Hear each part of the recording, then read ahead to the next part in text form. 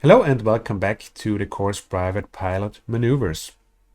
Today we'll talk about flight control malfunctions. And with flight controls I mean aileron, rudder, elevator, trim and also flaps.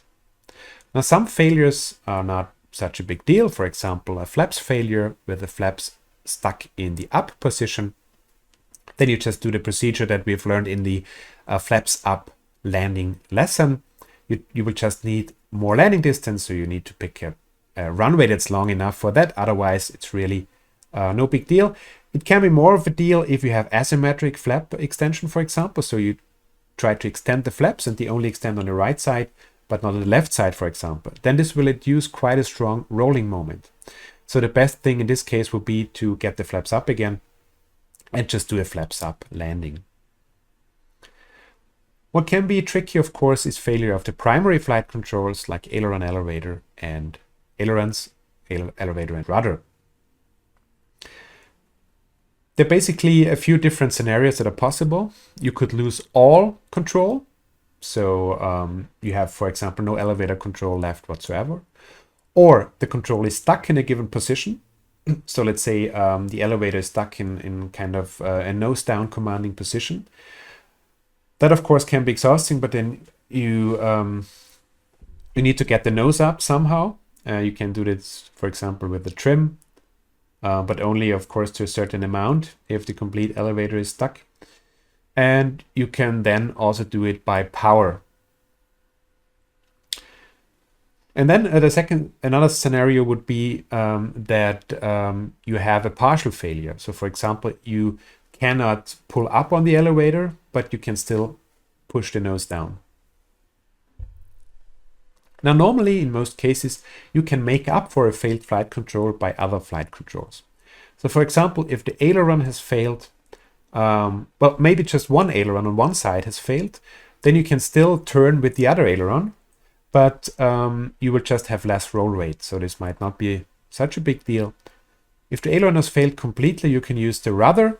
So if you use the rudder to turn, for example, I apply left rudder, then the right wing will get faster, will produce higher lift, and will also roll into the turn. So you can actually create a bank angle by using the rudder only. And we'll try in the airplane how this works.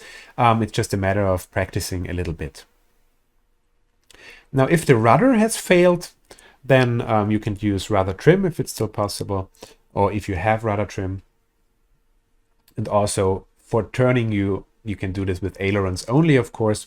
You just might run into problems, for example, on a crosswind landing without the rudder. So of course it's best if you find well,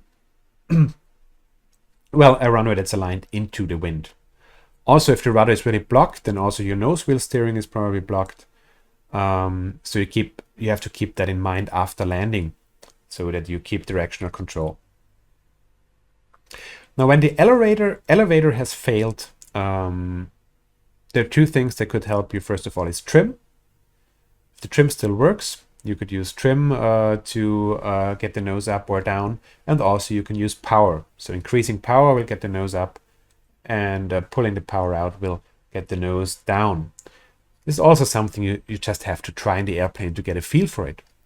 In any case, in any flight control malfunction, it's a good idea, of course, if you have the fuel, just to try it out in a safe area, how you can still control the airplane. So to get a feel for that, and then set yourself up on a nice long final approach so that you can be as stabilized as possible for your landing. All right. So one can talk about that a lot, but as with many things, it's best to try it out yourself, get the feeling for that. We can do that very safely in the simulator again. So I'd say I'll meet you in the aircraft.